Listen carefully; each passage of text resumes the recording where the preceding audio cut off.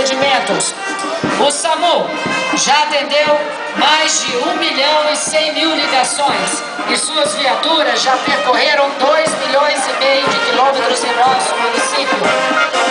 Neste momento, em frente ao Palácio Oficial, a Defesa Civil para o orgulho de Campo Grande, com aplauso da comunidade, desses bravos guerreiros aí que cuidam da nossa cidade nos momentos críticos, com muito carinho, com muito profissionalismo.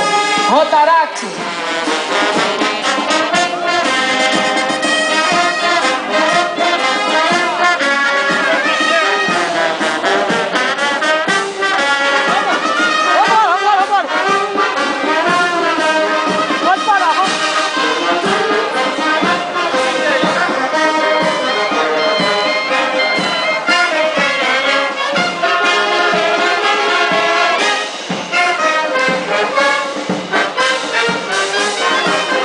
O aplauso da comunidade ao SAMU também. Essa equipe maravilhosa, que também é orgulho para Campo Grande.